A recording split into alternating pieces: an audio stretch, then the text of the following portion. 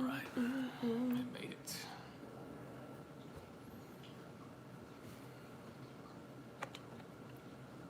It's not showing up yet. I don't see it. Really? About to hit that 3K though. Yeah. About to hit that 3K though. I'm hoping this video does it. We will see. 3K though. It really doesn't say that you're live right now. How do they see it? Because I don't see it. Hey, what's going on, brother? Hey, Devin, how you doing, man? I want to see it. Ha! Boom. You got it. Now? All right. I'm in here. That's going to be funny. Now we got the delay. I'm in here. I'm in these hey, comments. DC Metro, Hook Junkie, how you doing?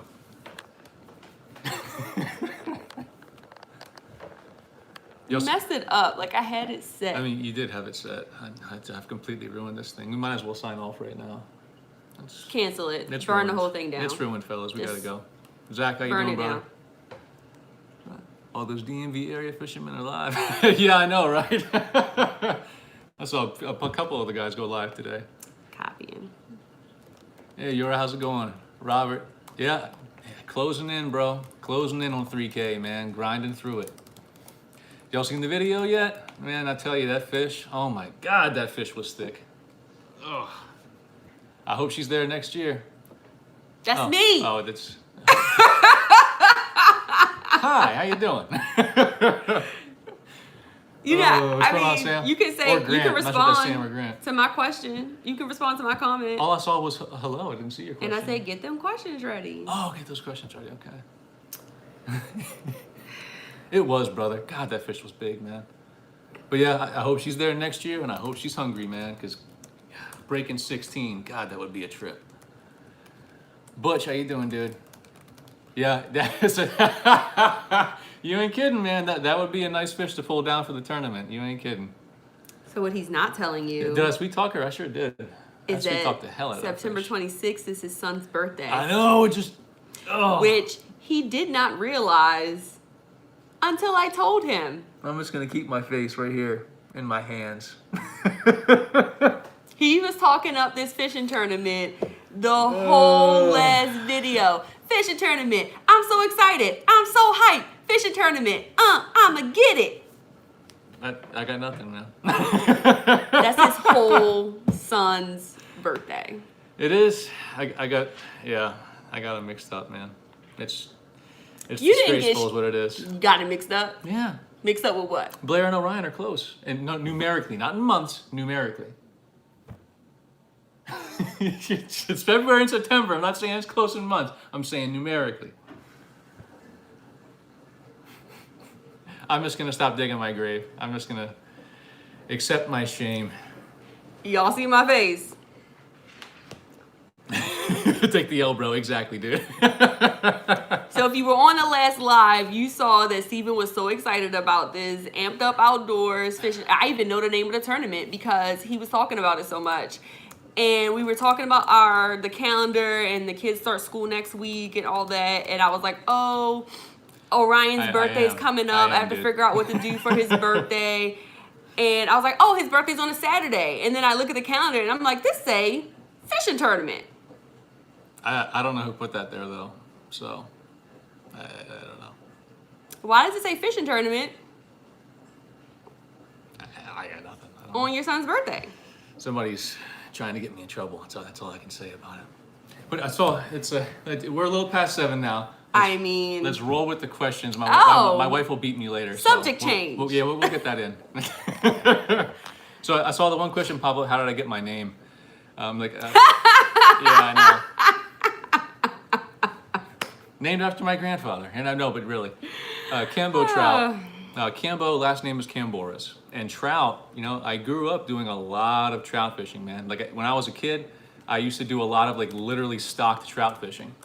And I lived for it. When I was in the Army, when I was in Korea, Iraq, Afghanistan, Colorado, wherever I was in the Army, whenever opening day of trout season came around for Maryland, I would start pining away that I wasn't there for opening trout season. What changed? Snakehead, man. Snakehead changed me, dude. That's just the way of it. Ugh. So we were discussing a brand change. We had a meeting with the marketing team. Tidal Basin Showdown. Yes, and, sir. We decided to keep Kambotrout, but Kambohead could be taken the wrong way. 100% taken the wrong way. Especially with or the right way, with how depending skilled on. I am, yeah. I had a shot. He did not have a shot. I'm just putting that out there. I had a shot. He did not. Oh man.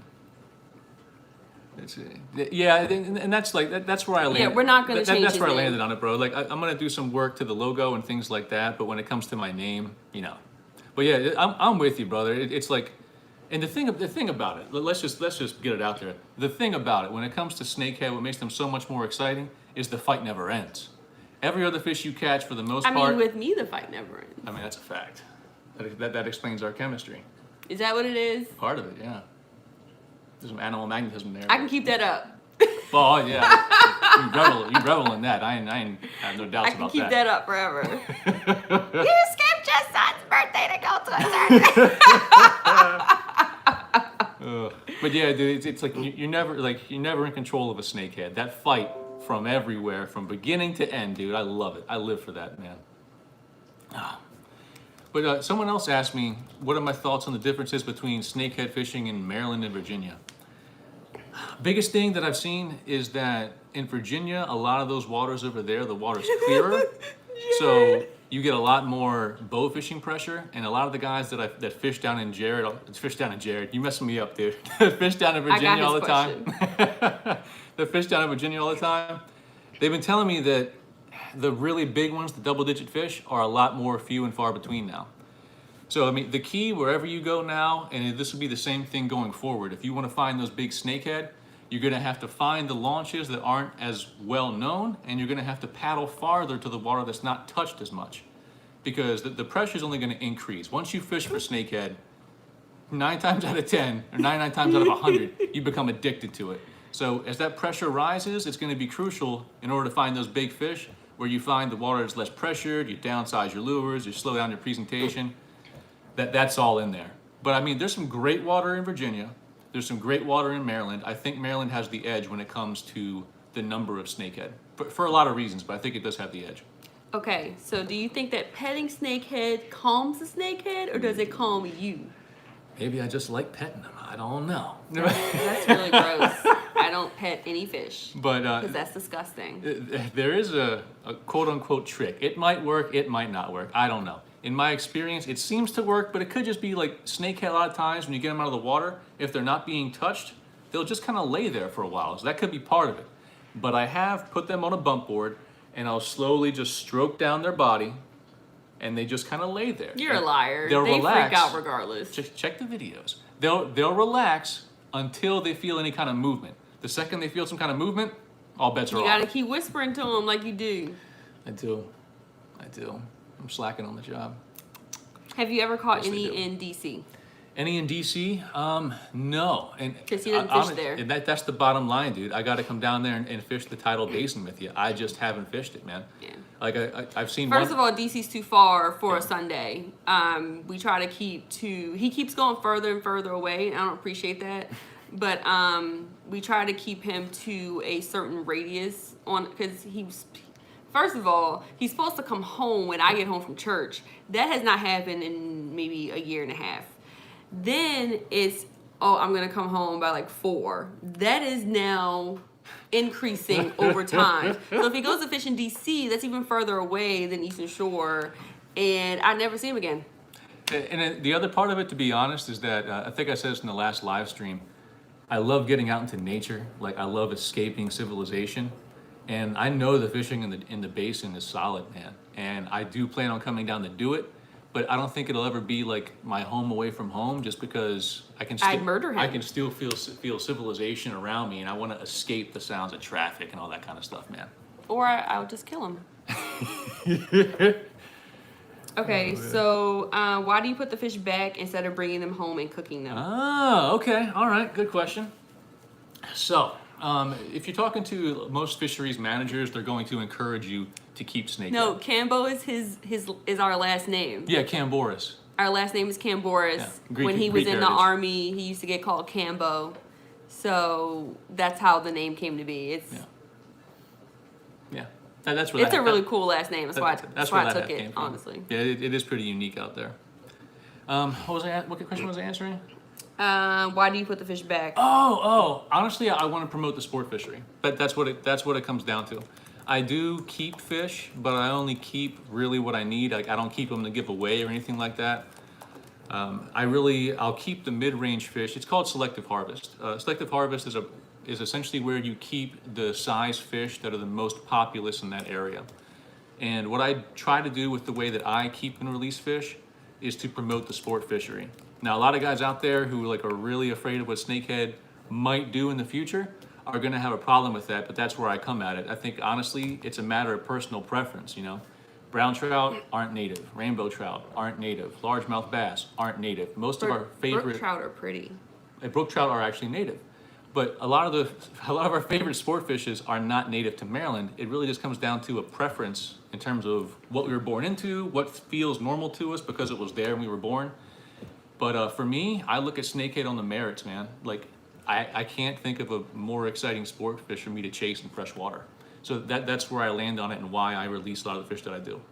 Okay, so segueing off of that, how do you consider yourself a steward to the environment when releasing a fish that is deemed invasive, although there's no solid evidence? So can I talk about science can I geek out for a minute? Uh-oh.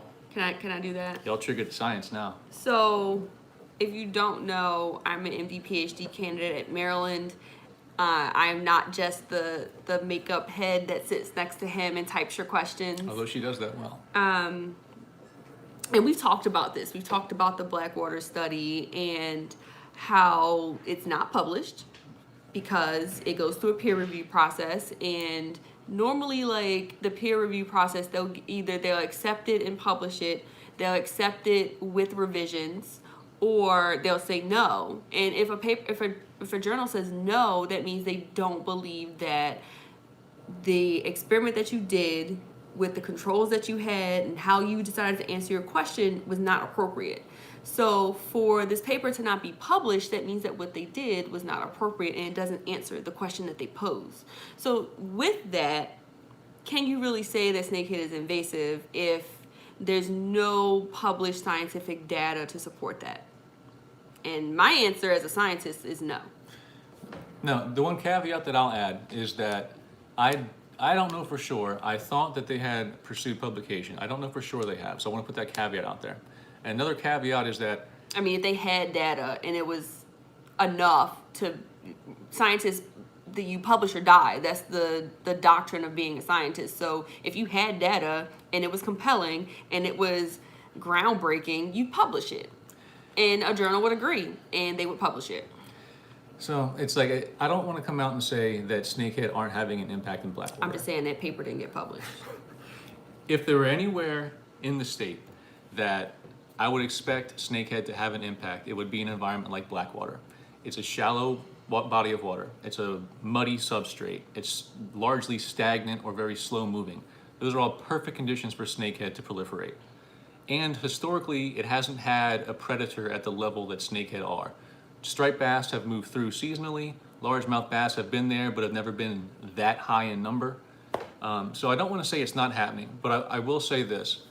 From the 2006 to 2007 survey period within the Blackwater study, a lot of those species that are pointed to as having dropped off at the later half of the study, that was roughly like 10 or 12 years in between those two periods, those species had already dropped precipitously in the first 2 years of the survey. If you actually read the study from 2006 to 2007, white perch, pumpkin seed, bullhead catfish, they had all dropped precipitously from 2006 to 2007. And that's before the introduction of snakehead. Now you can point to that and you can say that's interannual variability. And it might be. And what that is just something in the environment that we don't fully understand that caused the brief decline. But since we don't have any measurements on those intervening years, you can't really say that conclusively. And that's the point I would make, is that I'm not saying snakehead are having an impact. It's, in my opinion, I don't think that they're having the level of impact a lot of people have said. But the study itself, is it enough to prove the point of impact? No, but in fairness to the authors, that's not really what the study was for. The study was conducted to look at what impact the construction of a weir in Blackwater was going to have, because they had a lot of So they're saltwater trying to say they influx. got these incidental findings, and then they're using whatever data they gathered to say, oh, you need to kill all these snakeheads, when they don't have the data to support that. Yeah, I mean, I said what I said. I said it. That's why he didn't say I said it. If you read the conclusion that the authors make in the paper, they don't make as strong a conclusion as other people have who are citing that study. Okay. And you can't cite something that's not published. And that's a point that I will preach about all day long, is that the peer review process and the scientific process is extremely important, because if you don't have that peer review, if you can't replicate the results, then it's not as strong as it otherwise could be.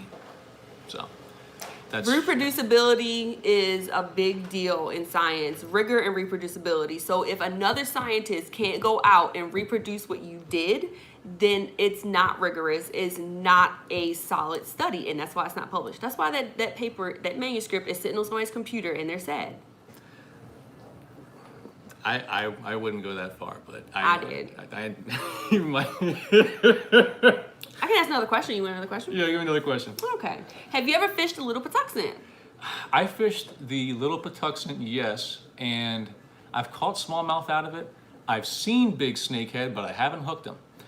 And it may just be that it's clearer water. I haven't devoted enough time to it to really learn the differences in their behavior. But I saw some big snakehead in there. So they're in there for a fact. But I haven't fished it a lot. But if you devote time to fishing little Patuxent, I guarantee you'll get on them. I guarantee you will. Have you ever thought about adding a motor to your kayak? Yes, I have. I know, dude. She's fired, dude. What are you gonna do? I've thought about adding a motor to my kayak. I love my pedal drive. The PDL pedal drive is as smooth as butter, dude. I can literally be towing someone else with me in my kayak, and I can literally pedal nonstop and not have my legs fatigued at all. The pedal drive on the Old Town Predator PDL is just smooth, man. Like, I've thought about getting a motor. Like, it would be nice because there's nothing quite like hands-free. I'm mostly hands-free with my legs, but you still got to think about the coordination between your legs and working your hands at the same time. So the motor has its uses, but right now I'm happy with my PDL, because most of the time I don't have that need. I'm not trolling for striper or Spanish Max or anything like that, so I haven't really had the need for a motor. Oh, Jared, I got an answer for that. I'll save that. I okay, know. so any tips for the Magathy for snakehead fishing, time of day, general guidance on locations, etc.? So when it comes to the Magathy is one of those river systems that snakehead are in, but they arrive there later than a lot of the other rivers. You're going to have higher numbers of snakehead in the Gunpowder, in the Bush, in the Susquehanna, Dundee Creek, Middle River. You're going to have higher numbers there, generally speaking. But the key to finding snakehead in the early part of the invasion phase, where they're first introducing to an environment, is going to be to head to the headwaters. Find the headwaters, find the heavy... You got a package. Oh, that's awesome. I already knew that. But go find those headwaters and find the grassy areas. What was that grass called? Well, it varies from area to area. Hydrilla? They do. Listen, They I do remember. They do love hydrilla. If you can find hydrilla, you'll probably find snakehead around it. They do love hydrilla. But yeah, find those headwaters, find the grass, because they'll key on the grass first. If docks are available and there's no grass, they'll hang on docks, but they'll key on the grass first. Okay. Time of day. Have my best luck, and the science reflects this as well, insofar as it's been studied thus far. The best published, yes. And the best feeding periods you'll generally find for snakehead are going to be from roughly first light up to about 10:30, and from about 3:30 in the afternoon until dusk. Looking at the stomach content surveys and my own experience, that seems to be the pattern. Dude, mute your laptop. Not bad. Okay, what small frog do you recommend for snakehead? Oh, And he says they always bite, they always short strike his frogs. So what frog do you recommend? Hold on, what? Can we help you? You want to get on the video? Here, you can sit on my lap if you can be quiet. Or at least mostly Or quiet. at least come over on my side or something. We have a visitor. So yeah, right. So frogs that I would recommend, the Savage Gear frogs are a quality frog. I go for the smallest models they generally produce, which are going to be 2 inches or right around that. Did you say 2.5 last time? Like a lot of them are 2.5. I have done a video. I did it on the Chesapeake Outdoor Sports channel, where I talk about how to modify your frogs and a couple different things you want to do, generally speaking, when you get those out of the pack. A lot of the times, the frills on the legs, those rubber legs, will be too long. You don't want to have your rubber legs, honestly, with snakehead any longer than about, I don't know, 2.5 inches, about the length of the body of the frog, because that's another way you can avoid a lot of short strikes. The other thing you want to do is when you're dealing with the hooks on a frog, if the hook is at level with the frog body, that's not quite right. You want to bend them just the slightest bit up and the slightest bit out from the body of the lure. And what that'll do is increase your hookup ratio, because snakehead have very hard mouths, so you want to change the angle of the hook to be able to get a better hook set. Now, when it comes to stopping their short strikes, sometimes you just can't crack that code. Sometimes snakehead just have their moods. But I would recommend probably slowing it down. I'm not saying you aren't, but that's the first thing that comes to mind, is slowing it down for longer pauses. And let's see, anything else? There are some even smaller models out there, like the Snakehead Charmers, that I've really just started using. You have the Snakehead Charmer Viper Edition, and I'm liking them a lot because they're very small, and I've heard it from not just my experience, but a lot of other guys out there. Their hookup ratio has improved dramatically when they downsize their frogs to that size. Okay. Have you ever fished in Gunpowder Falls or the tidal Gunpowder River? Yes, I have. Yes, Now, a lot. As a teenager, a lot. I grew up fishing there a lot. And I've done it since I got back, and I've done it for snakehead. And if you've been and fished a lot of the areas in the tidal Gunpowder, and you watch my videos, you'll be able to recognize which videos I'm in the tidal Gunpowder. So some of my west side videos, I'll just tell you, have taken place at the tidal Gunpowder. It's great water for them. They have a lot of hydrilla mats and fields out there. The one caveat is it gets bow fished heavily. So my recommendation is try to find that water that you think the bow fishermen either might ignore or can't get to. Okay, do snakehead go out to sea in order to find new freshwater rivers? So they won't go out to sea to find freshwater rivers, but what they will do at times, because they have been found in some very, very salty water, is they will follow freshwater flows from rain events. And that's one way they get washed way downstream, because those freshwater flows will actually stay intact going downstream, and they'll follow that freshwater flow. So they have, nope, you can't do that here. Yeah, bye. So they have been found at the mouths of these rivers where the salinity is a lot higher, but I don't think, I mean, I'm just me speaking now. I'm not saying this conclusively. I don't think they follow the salt. I think they follow the fresh. Okay. When do you think the bite will die this season? Mid to late October or some other time? Good question. So when it comes to when the bite normally dies, it's really dependent on the weather. If we can maintain some reasonably warm weather, snakehead will keep biting. You know, I caught them last year. I wasn't tearing them up in the beginning of December, but I was catching them in the beginning of December. But it will switch from a primarily lure game. The lure game will stay strong probably through late September, early October, maybe even mid-October. But after that, excuse me, you're going to be going more and more. It happens. No way! You're going to be going more and more. Is she nodding along? I have been with Steven for 16 years. I've been with Steven since I was 18 years old. What I done did? Today I learned Steven hates the word burp. Oh, I do. I hate it. I hate that word so much. It sounds like such a punk word, man. Literally today. Burp. I mean, how does burp even sound like a burp? It just irritates the hell out of me, to be honest. Ugh. But anyway.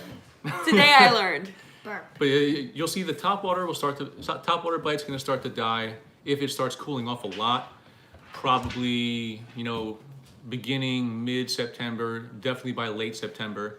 Then you're going to be switching back to your MEP spinners, your chatterbaits, your spinner baits. And then by November timeframe, December timeframe, it's going to become a minnow game. But if it stays warm, you can catch them through like the beginning, mid-December. Do you prefer belch to burp? I do prefer belch to burp. It's better. I'm not saying it's good, but it's better. Well, again, I learned that today on our shopping date. I hate that word. Our grocery shopping date. What's your most bizarre bycatch? Most bizarre bycatch? Blair, is that a good question? Yes. It's a good, probably a crappie, dude. It doesn't sound that bizarre, but it was bizarre because I was catching them on What? topwater, and this is on the Oh. this is on the Eastern Shore River where snakehead have been for a while, and at least up until now, it's getting it's getting a lot more pressure now. But so I don't know how long the really big slab crappie are going to be able to hang on. But if you go back and look at my videos that where I'm catching a lot of crappie alongside the snakehead, you'll know which river I'm talking about. But there's sometimes I've been there and I'm using a topwater mouse and I catch giant slab crappie on them. So I think that'd probably be the weirdest for me. I mean, I know crappie hit topwater sometimes, not saying they don't.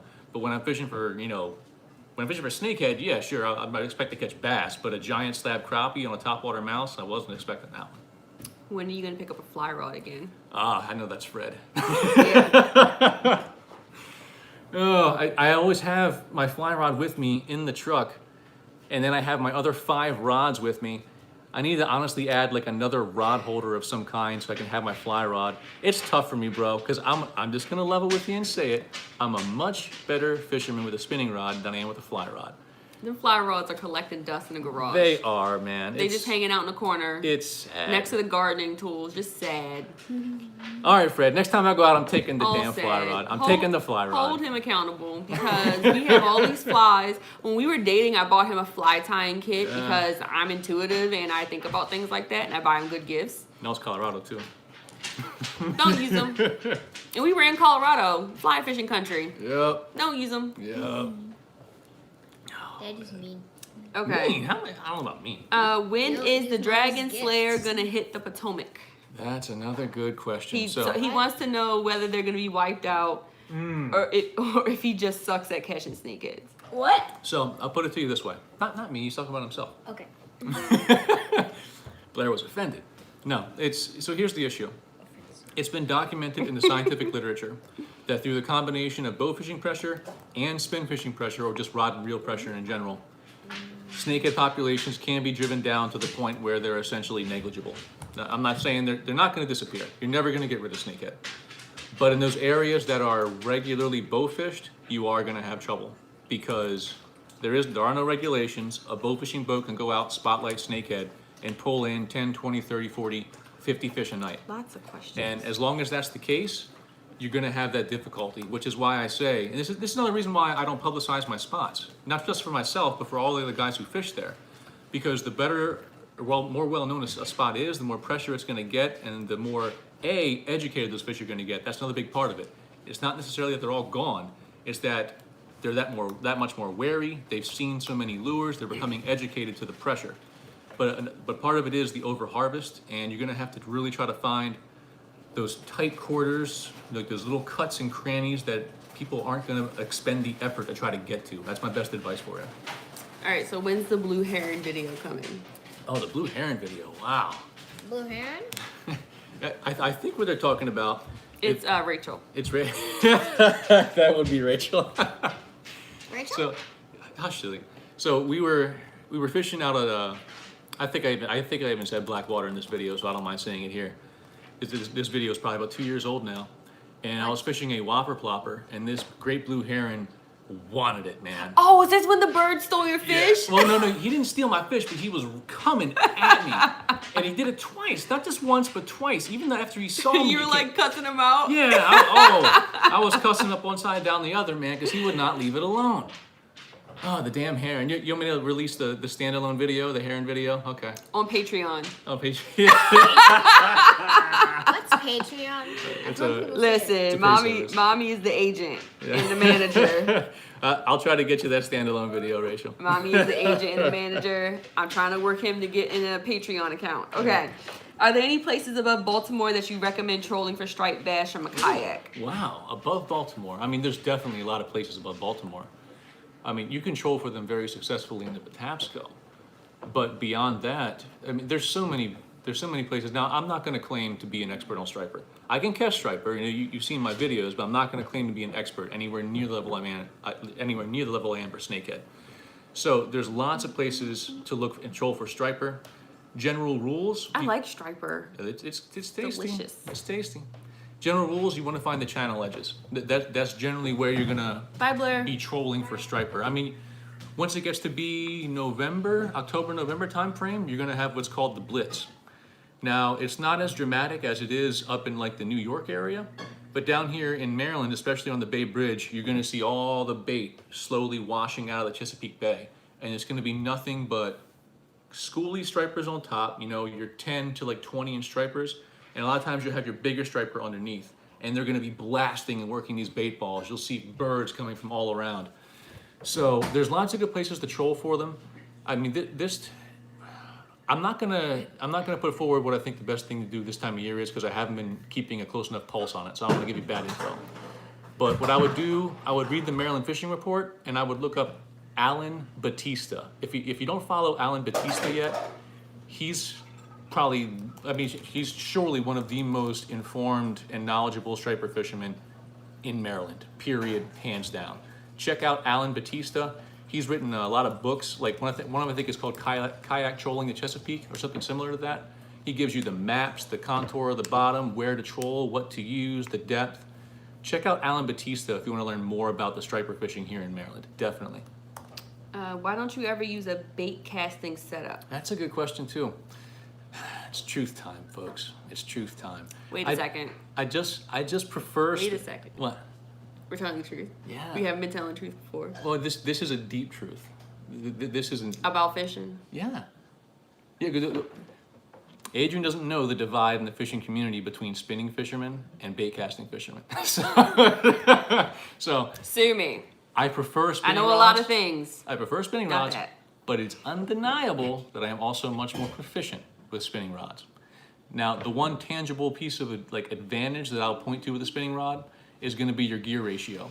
When you're talking about a spinning rod, you can generally take up a lot of line a lot more quickly with a spinning rod than you can a bait casting rod. And when a snakehead, when you set the hook on a snakehead, a lot of times they'll jump right at you or swim right at you. And if you can't take up that line quickly enough and you can't keep that pressure on, you'll lose that fish. So, but I know a lot of guys who use bait casting rods. Butch uses them all the time. They do great. They have no issue using a bait casting rod. It's just not my preference. And they're more expensive, and I fish on a budget. So look here. I'm not kidding at all on that point. Look here. The baitcaster rods and the reels. We got 3 whole kits. That's money. When we talk about really nice budget, ones. That's money. Budget. Y'all want to hook him up with all this? Y'all can support the Kambotrout family. We both got Venmo, PayPal accounts. So that is why. That's why I don't use baitcasters all that much. Do you eat snakehead regularly? If so, how do you cook them? We eat them, if not every week, I would say every other week. You don't think so? We eat snakehead less than that. Less than that? I think you keep them less than that. Yeah, that's probably true. I think we eat snakehead maybe once a month. And it's not because... There's other fish. Yeah. It's just not snakehead. How do I normally cook snakehead? I like them blackened. I like them baked. I like them on the grill. We'll put them in stews. Yes, fish stew. But if you're asking that question, I'll point you to it. Look up on Facebook and just do a basic search for snakehead recipes. But didn't you do a snakehead cooking? Catch and cook, yes. I have, and I plan on doing another one in the near future. Because I made the mistake of letting my mom taste it, and she now loves snakehead Every to time death. she comes to our house, she takes a bag from our freezer of snakehead. Every time. Yeah. Every time. Which is why we've been eating it less, because she takes a bag. And she's just by herself. It's just her. We got a whole family to feed, but that's okay. She takes a whole bag of snakehead every time she comes. But if you check out those snakehead recipe pages on Facebook, they got a lot of good info on there. Like, ew, mayonnaise? Yeah. Yeah. Hey, leave my people alone. We like our mayonnaise. God. I like mayonnaise. That's because you daddy's child. But I'm also your child. You gave birth to me. I very much did give birth to you, 8-pound baby. What else we got? I'm 8 pounds right now. How does it, going off of cooking, how does it rate in metal levels in reference to open sea apex predators? What? That's a great question. So, my buddies who are catch and release are not going to like me to spread this information, but compared to other sport fisheries, and sport fishes I should say, the rate of bioaccumulation, stop please, the rate of bioaccumulation for snakehead is very low. Now bioaccumulation, That's the accumulation, the buildup of those environmental toxins in the meat of the fish. And relative to things like catfish or striped bass, the bioaccumulation rates in snakehead are very low. So they're safer than most other large fishes. The tests that I've heard that they've done for things like mercury and things like that, the only fish that had levels tested above safe consumption levels are the really big specimens, like the 30-inch, 10-pounder plus. Tuna. Yeah, because it takes more time. As time goes on, that bigger fish accumulates more. That's just the way it works. That's one more reason that I generally harvest the mid-range size fish. That's one reason is bioaccumulation. It's a great question. Why don't you show that you take fish home in your videos? That's another great question. That's honestly, I feel like there's a lot of other guys out there that already do that. For me, I know me, Butch, there's a few other guys out there who are kind of, pro snakehead in terms of the content they produce. That's one reason I don't show it. The other reason is that you risk getting demonetized if you're going to show like the actual execution of the fish. And the other part of it is, I mean, if y'all want to see me dispatch a snakehead, like you want to see like a techniques or something like that, I might consider that, but like if you look closely in my videos, you'll see them on the stringer sometimes. You'll see 1 or 2 fish on the stringer hanging at the back of my kayak. So I mean, they're there. They're in the videos. Like one of the most recent ones I did, you can actually see them hanging off the back. I just don't show up and like, I used to. Watch my old content because you'll see me literally punch them to kill them because I would have forgotten my hammer at home or something like that. I just Smash it with a hammer. I got away from it because I feel like there's already enough animus towards the species out there. Okay, questions are flying in. Would you eat a snakehead out of the Anacostia? I would have to check the consumption regulations on the Anacostia. Look up your local Department of Natural Resources. They'll have a consumption advisory by the body of water. Yeah, they just say they just want to know cooking recipes, not seeing you kill them. Oh, they just want to know how to cook them. I can do more catch and cooks. Yeah, I can do more catch and cooks. I misunderstood the question.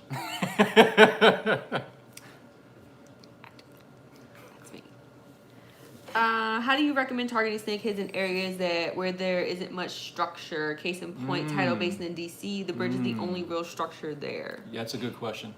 So if you don't have physical structure, I think what you want to look for is, one's going to be finding the bait fish and the prey items. So that's one thing you want to look for. Whatever their primary source of forage is there, I don't know what it is, honestly. If it's crayfish, you want to find the rocks. Or the rocks and the grass, actually. If it's bait fish, you want to find where the bait fish are hanging. I don't know if there's any frogs in the tidal basin or not, but find the forage base, number one. Number two, when there's no physical current, no physical structure, what you will have is structure created by the current. And by that I mean you'll have the main line of current, on the sides you'll have eddies. And in my experience, that's where snakehead will hang out, is in the eddies, if they're available. Like sometimes they'll sit in the channel. I'm not saying they don't, but sometimes they do. What's the matter? Somebody said their questions are getting skipped. No. We'll try to find your question. Sorry about that.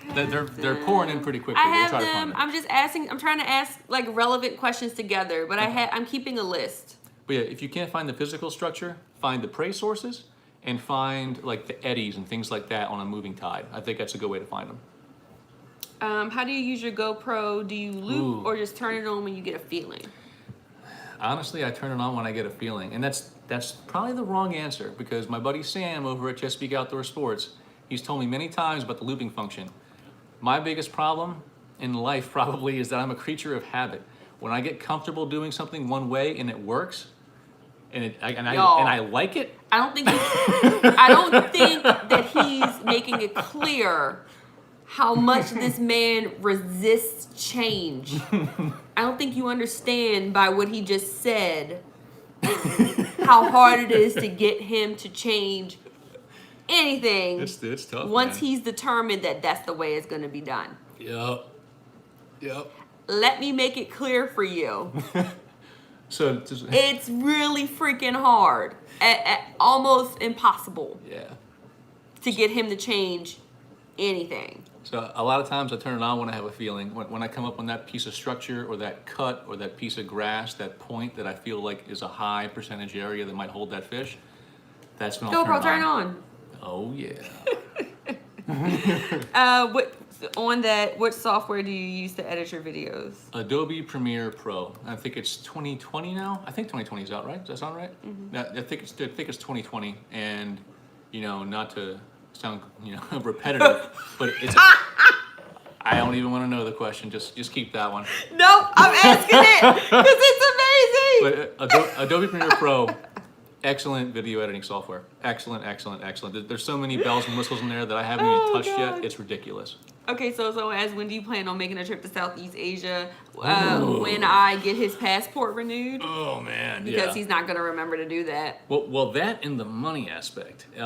If we had the money for it, I'd be pushing for it right now. But like we said, we have my income. My wife's a student, and we have 3 kids and a dependent mother-in-law at home. So the trips over to Southeast Asia are gonna be few and far between. They are on my list. Like non-existent. Because fish like the giant snakehead, they irrefutably, because I know a lot of guys who have caught the stateside snakehead, caught the snakehead around the world, irrefutably giant snakehead fight way harder than ours. As hard as some of the snakehead over here fight, giant snakehead are crazy fighters, and they get bigger, and they're meaner. I mean, they're the kind of fish you have to replace all the stock O-rings you get for treble hooks. Got to replace them with heavy duty wire. You got to do all that because they're that violent, man. All right, I'm gonna try and ask some of the older questions. Okay. If you were having a custom rod built, what specs would you use? Length, power, action for kayak fishing. Gotcha. I prefer my rods to be between 6.5 and 7 feet long, at least medium heavy action, fast action, and yeah, I mean, I think that pretty much rounds it out. That length is usually pretty comfortable whether you're making long casts or whether you're making short casts, but you at least want medium heavy because you may either be casting deep in the structure if they're deep in it, or if you hook them and they dive down on that hydrilla, you gotta have the backbone to keep pressure on them and pull them out, or you're gonna lose that fish. I just scream. So, Oh, what are y'all doing? Assaulting themselves on the stairs, apparently. How'd you feel catching Butch's bird box fish right next to him? Yes. So if you watched my video today, the last snakehead I pulled in that video was one that had short struck Butch over at Real All American Fishing. It had short struck him twice earlier in the day, and I came behind him later, and I got revenge for him on that fish. So you're welcome, buddy. So, does wearing old school Adidas give you good luck, or why are you wearing these expensive ass shoes that I bought for you to wear as an adult, and you wear them fishing? So a few minutes ago, I told you I'm a creature of habit. No, sir, because the shoes that you wore before that were K-Swiss. So don't play with me. Don't play with me. I don't want to hear that. I don't have when I was young in the military, I used to have watches, Timbs, boots, necklaces. How he got me right. He got me right. I used to He wear had all baby of that. blue Timbs, y'all. Baby blue. And he had a pair of gray ones. I used to be hold matched. on. Baby blue and gray. This man, you came already knowing how to dress himself. I did not have to do anything. Did nothing. He was already put together. Yep. Since I have married him, the way I stopped fishing, he stopped wearing clothes. It's a fact, man. It's a fact. So I buy him these nice Adidas, the superstar ones, thinking that, he can wear them with his clothes or whatever. And this fool, hey, get out of here. Man. He wears them fishing. So then I buy him another pair. I'm like, okay, he'll wear these, he just keeps, these are replacement fishing shoes. No, that is not why I bought them. That is not why I got them for you. That's not what they're for. They're $80 a pop. I would rather you leave them in your closet and not see them in your fishing videos. But here we are with this question. And that's the answer. No, they're not good luck. Yeah. They are a source of contention in our relationship. They're a trademark now. They dirty and nasty and they stink. Oh, God. So bitter. If you can't tell, I'm very bitter about it. Because he Okay. always, every time I buy him a new pair of shoes, they become his new fishing shoes. Yes. The man don't have no shoes to wear nowhere. He got a pair of dress shoes. Yeah. All them Tims disappeared. It's only a matter of time. What? I have no idea, sweetheart. What else we got? I'm mad. I'm so mad. Oh, somebody said with that haircut, it doesn't matter what you wear, you look silly. That's a hater. I was in the military for 12 years, folks. So Yes. I didn't have the freedom to grow out my hair really at any point in my life, with the exception, I guess, of high school. So now I'm growing it out, and I want to try to be, you know, like Geralt of Rivia, the Witcher for Halloween. So I have my reasons. Y'all see my face? What we got? I'm so bitter about them damn shoes. Like, I'm still mad. Who was that? What have you done? Look what you've done. Asking about these shoes. God. I'm so fucking mad about this shirt. I'm so mad. What was your first kayak you ever got, and how old were you? Oh wow. How old do you think I was? The mid-20s? You were in Georgia. It's still downstairs. It's still in the garage. Oh yeah. Like if you've seen. It's covered in duct tape. Yeah, it is. And it's blocking me from using my treadmill, if you want to know. I've asked him multiple times to move it. It's still there. So every time I use my treadmill, I have the impending treadmill or kayak behind my head, and it can bust me in the head.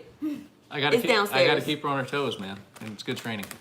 But that's I think a Field and Stream 126 or Trophy Beach 126. I can't remember the exact name, but I can link it. No, thank you. I think, did we get it at like Bass Pro? It wasn't like something we No, special. it was Dick's down in Georgia. Yeah, it wasn't anything we special ordered. We got it at like a big box store. But the latest one I got at Delaware. You can't No, sit here bye. and eat chips. You dude. gotta go. Yeah, sit here and eat chips. It ain't even 8 o'clock. Go away. Get out of here. But the one point I'll make when it comes to your first kayak, it's almost better to start off not getting a really high-end kayak, because unless It took him forever to like get it, like get used to it, get used to Well, fishing from it. And the reason why you bought it was because you were in the Savannah River, Yeah. and it wasn't like something that you could walk the shore Yeah. and fish. You were like, I need a kayak, and like that's how the whole thing came about. and that's a hell of a river down in Georgia. Yeah. But the other thing about it is, unless you're a really, really, really, really conscientious person, you're not going to know how to take care of it, and you're not going to have the presence of mind to know what to do and what not to do with a kayak. And I would hate to see you make a bad decision with a really nice kayak and wreck that one. It's almost better to start out and make mistakes on like your lower mid-range kayaks. That's just my opinion. Because I mean, people who first get a kayak, you'll see them dragging it down the trail, like you'll see them leaving it out in the sun, all that kind of stuff. And those are mistakes you want to make with a lower mid-end kayak as opposed to like a $2,000-3,000 kayak. But yeah, it was like a $350 kayak when I bought it. And I still have it today. It still lasted. I've had to do some spot repairs on it, but it As still I lasted. said, it's blocking my use of my treadmill. Yeah. If Trying to keep this body right, and here he go. Succeeding, baby. Succeeding. If he don't make no more videos and y'all don't ever see him again, this video will be played in court as to why. All right, top 5 forage species for snakehead. Oh, yes. Great question. So it depends a little bit on where you are. On the Potomac, for instance, the favorite forage base for snakehead is killifish. Those are itty-bitty little fish that your average fisherman would probably call minnows. But they love killifish, they love crayfish. But by numerically, killifish have been the most popular in a snakehead diet. By weight, sunfish and bluegill have been the most populous in their diet. They also love crayfish. But at the end of the day, snakehead are opportunistic feeders. So whatever's in their environment, in the given area that can fit in their mouth, they're gonna eat. Now, don't confuse that for me saying they're voracious. They don't eat nonstop. They eat when they're hungry. But they are opportunistic. So if it happens to be a baby bass, then they will, and they're hungry, they'll snap up a bass. It's not, bass are not and have never been shown to be a significant portion of their diet. Okay, I just want to get that out there. Based on the published science, Hasn't been the case. Is it even worth targeting snakehead in moving deep water like a larger river or a stream after rain? I have more fun questions. Ask more fun questions. Fishing is... In my experience, no. I haven't done a lot of deep water fishing for snakehead, but You can get it. Go ahead, big girl. Go ahead. You can get it. But one of the exceptions is that, sorry folks, we have food being delivered right now. It was supposed to be here like 2 hours ago. Yeah. Blair, you're very loud. But the only time that I've targeted the kind of deeper channels and stuff is on those really bright days when I'm not seeing them in the shallows and I'm not seeing them in structure. That's when... Are you serious right now, Ryan? You are an airhead, dude. That's when I'll cast to the channel and focus on deeper water. That's pretty much the only time, but I will say that as the water cools, if deep water is available, they do seem to gravitate towards deeper water as the water cools. Someone says you have an open invitation to fish on their 22-foot center console boat on the Magothy River. Hey. And along that, someone asked, do you prefer fishing on a boat or on a kayak if you have the choice? I'm more comfortable on a kayak, but it's really a matter, probably again, of my experience. I don't have a lot of experience on a boat. The biggest advantage that I see with the boat is you have a big motor that can get you where you want to go and in between spots much more quickly than you ever will with anything else. So if you're in a body of water, or if I'm in a body of water that I have to get from spot to spot a lot, and it's a long distance between those spots, I prefer a boat. Victoria, dear God. Take it downstairs. You're killing me. You're slowly killing me. But generally I prefer a kayak for snakehead because you can get into a lot more shallow water, a lot more tight water. So I generally prefer a kayak. I won't turn down a boat if I have the chance to go on one, but I generally prefer the kayak because of my familiarity and because I can stealthily approach very skinny water. Okay, why doesn't your wife fish with you in any of your videos? That's go ahead, baby. Because while Steven's fishing, I'm taking care of our children, or I'm in the lab, or living my whole life that I have that's not involving my husband, or I don't like fishing in a kayak. I don't need to be in the water where I could potentially drown. I don't want to do any of those things.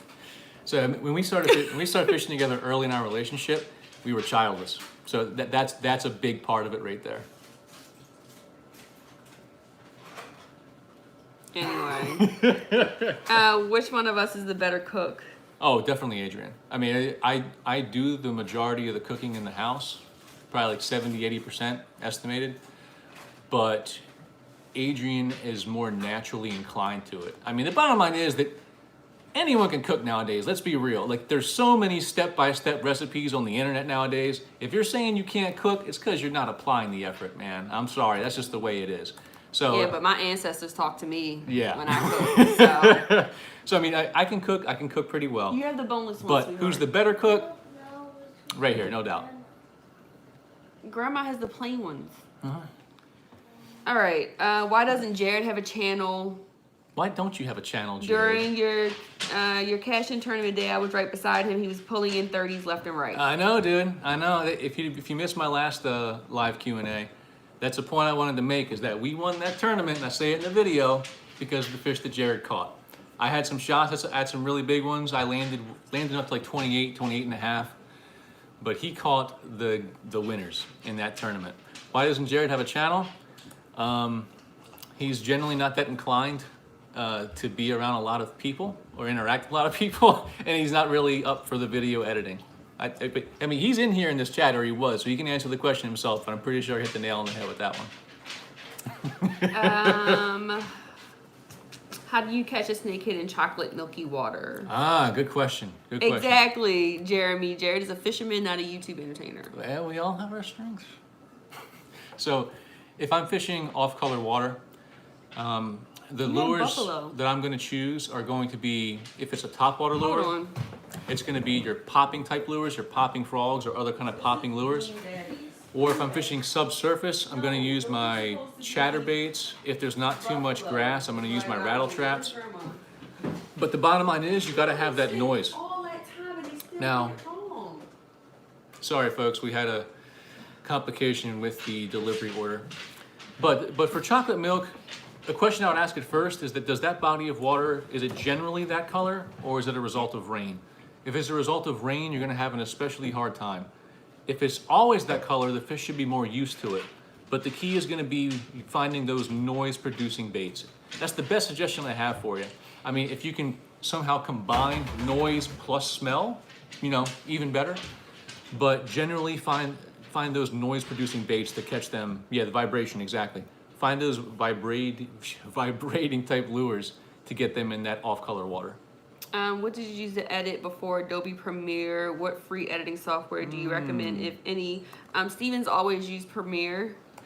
I mean, like way back in the day, I used to use the stock one that comes with Windows, which name, whose name escapes me right now. It's like a Windows Movie Maker or whatever it is. But, yeah, that's exactly what it was. I've had Adobe software forever, and I mean, you can tell, you can look at the videos, go all the way back and see, like, the early videos he still was using Premiere Pro. So, I mean, there's Or he was just uploading them, like, raw with no editing. I don't have a great suggestion for you right now because I haven't researched it. What I would do is just hit the Google, but if you want to discuss it further, shoot me a private message at Kambotrout, and I'll dig up a few options for you because I know a few other guys out there who edit videos who don't use Premiere Pro, so I'm sure they have probably have some suggestions. What do you do to avoid constant short strikes? Y'all, I'm getting bored. Like, She went to controversial questions. To avoid the constant short strikes, downsize and slow down.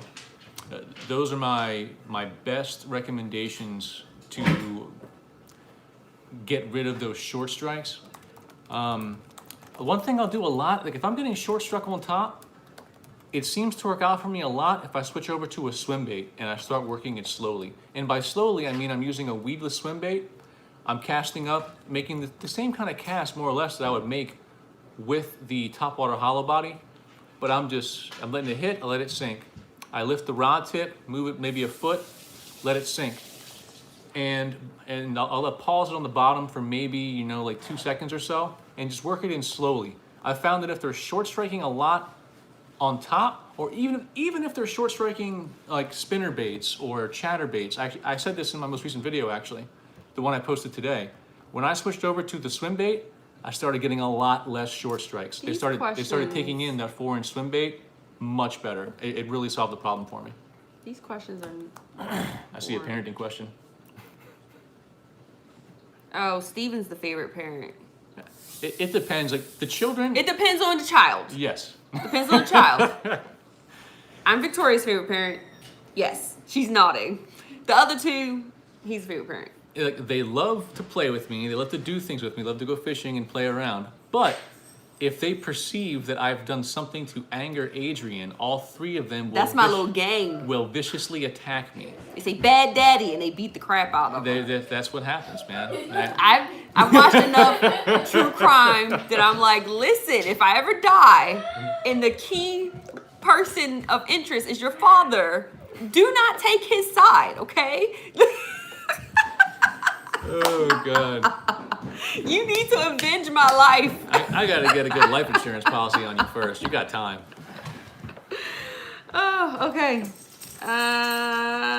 When's your next Odenkirk video? Oh, good question. All right, so John Odenkirk, he's the fisheries biologist with the Virginia Department of Game and Inland Fisheries that I interviewed.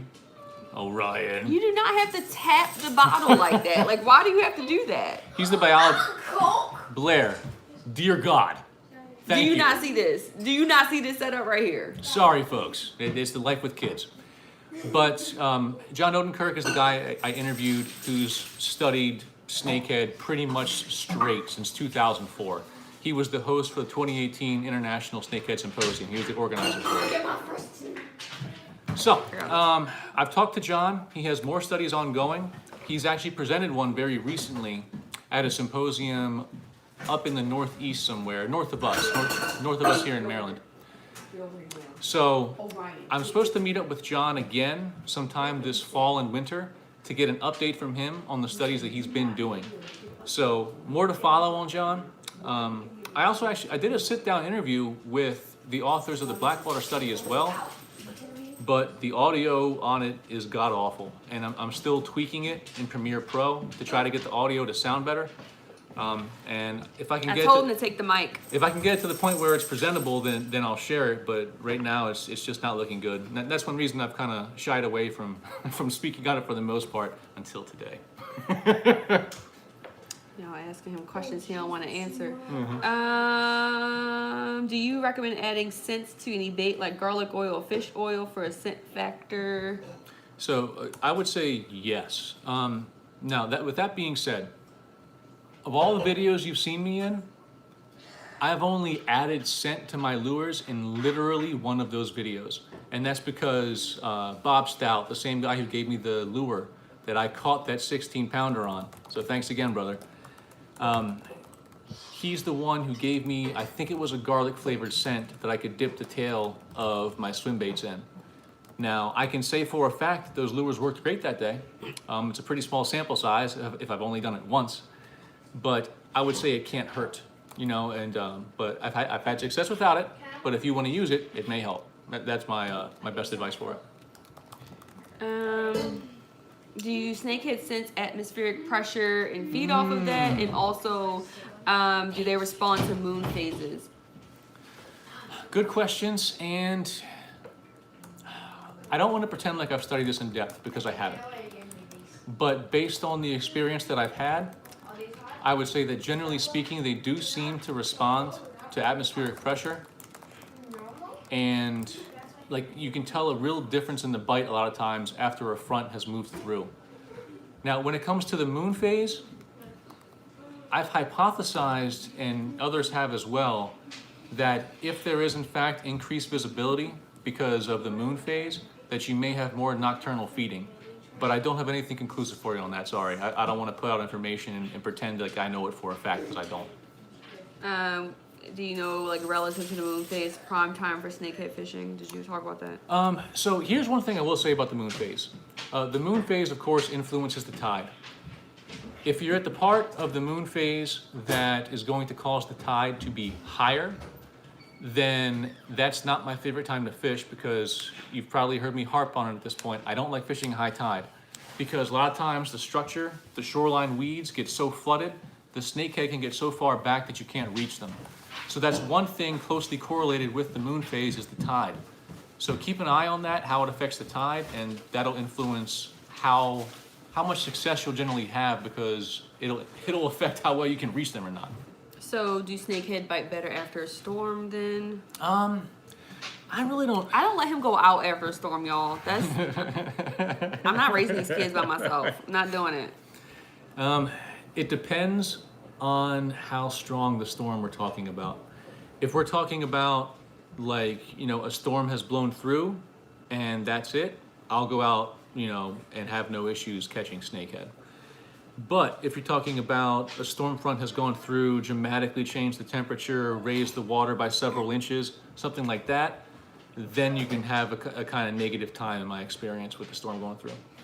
Okay. Do you use curly tails? And then another question says paddle tail versus curly tail. Paddle tail versus curly tail.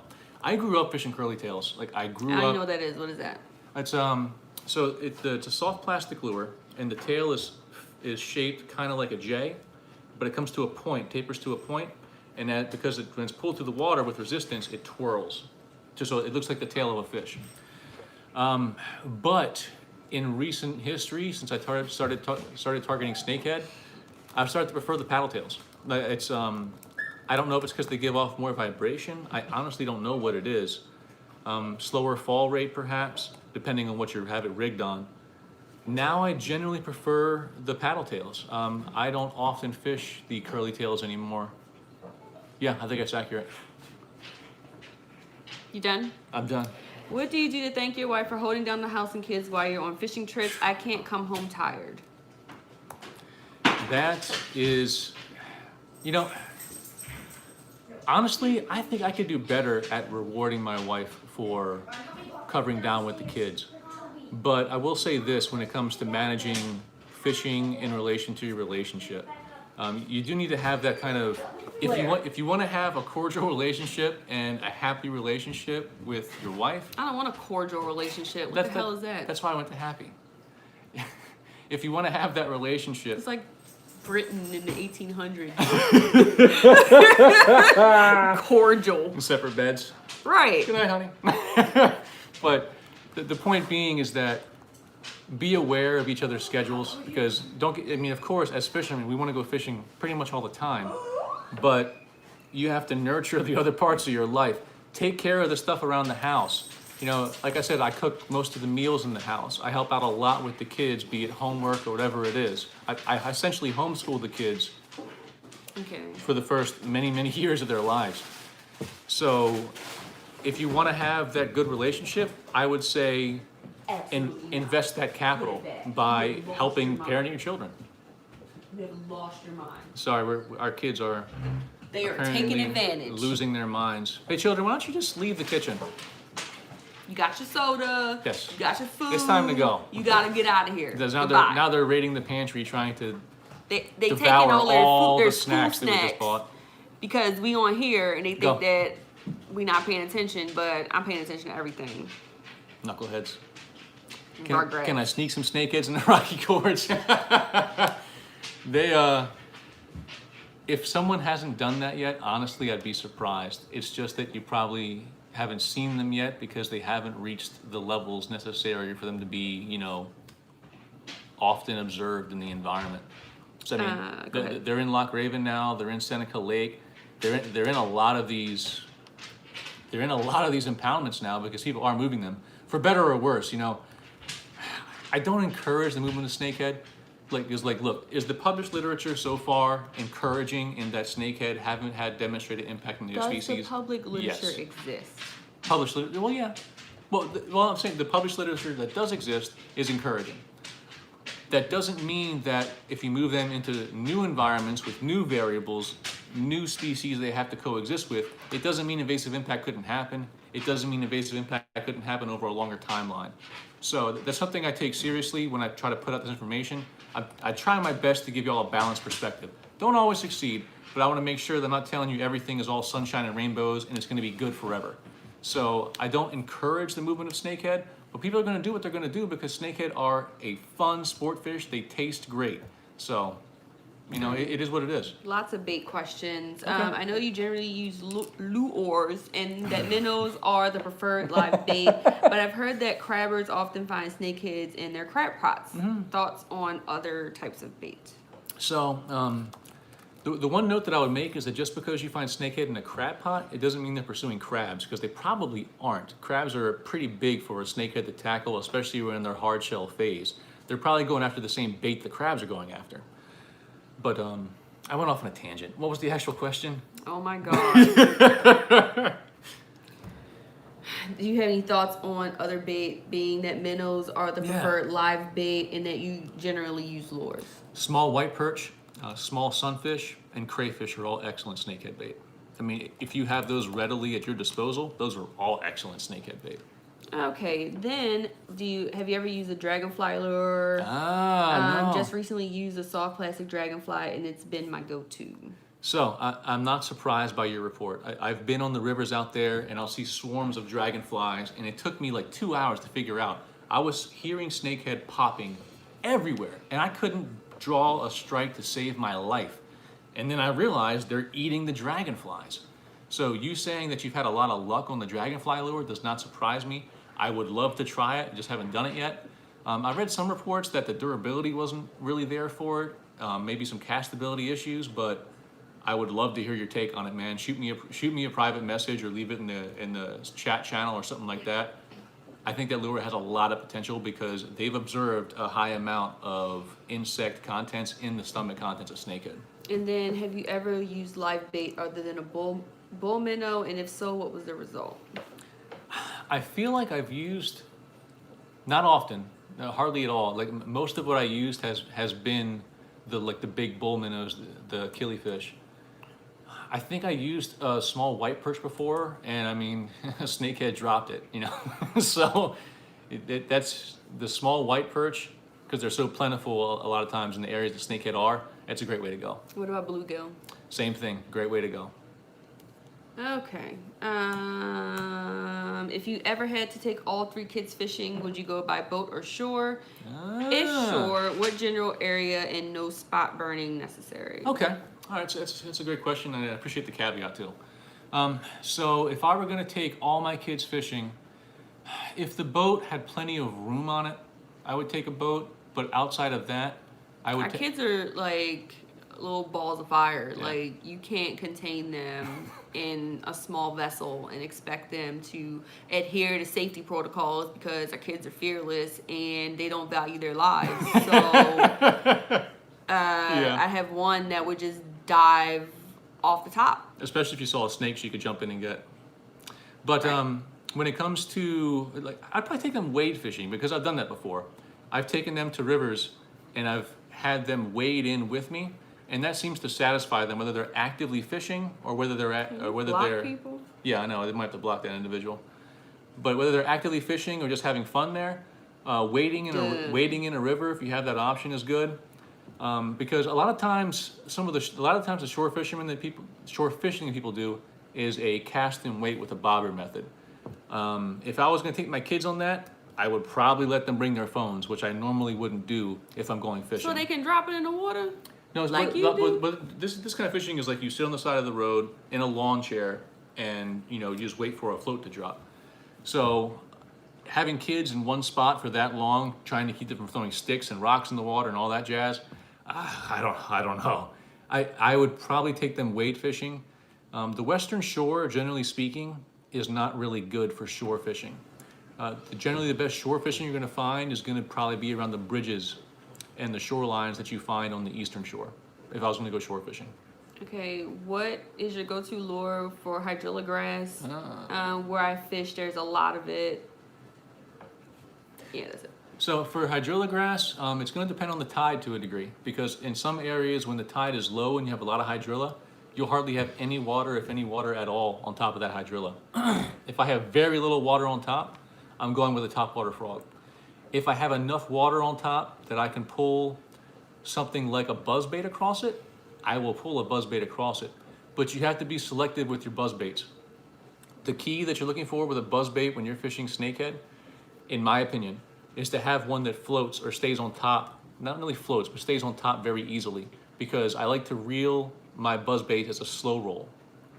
I don't burn my buzzbaits. That's one of the major mistakes I see a lot of people using when they first start out for snakehead, is they like to burn in the whopper plopper or burn in the buzzbait because their experience is generally bass fishing or striper fishing or something like that.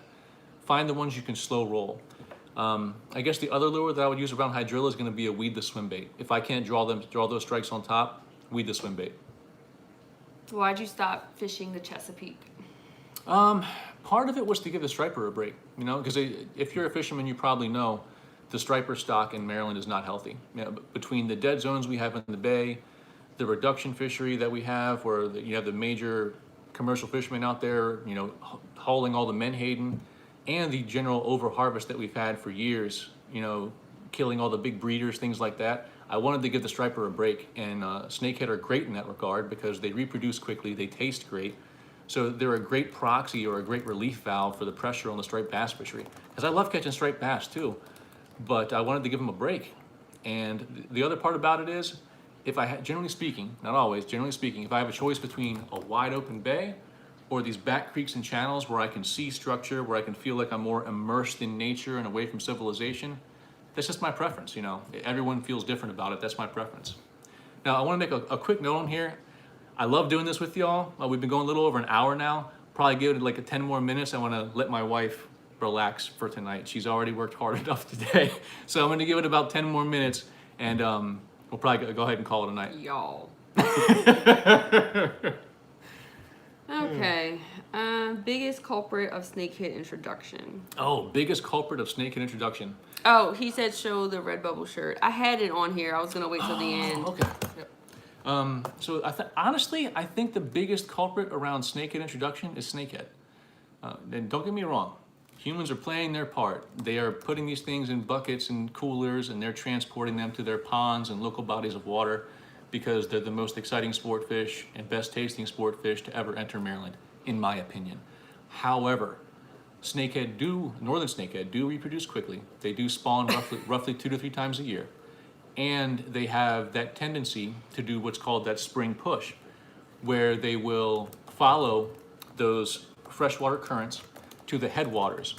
And it's the same thing when there's a flood event. When there's a flood event, they will move. They don't really do all the overland travel that the media likes to push. But when there's a flood event and they can explore new areas, they will expand their range. That's part of their instinct. So I think the biggest thing with snakehead expanding their range is honestly snakehead. Do I have any data to back up that statement? No, because I'd have to know exactly how many humans are taking fish and transporting them, and to where and how often. But I think... And how, and yes, where they're dropping them off. Yeah, so it's really hard to what's really, already in that system when you do it. Yeah, it's really hard to put your finger on it and say, oh, it's this. But what's the control? Snakehead expand their range just fine on their own.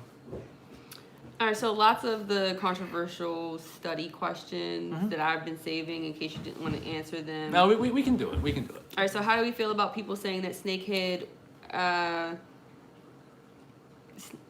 keep away, I guess, all the bass, crappie, and bluegill, and there are none left? Watch my videos. I guess that's my immediate response when I hear that.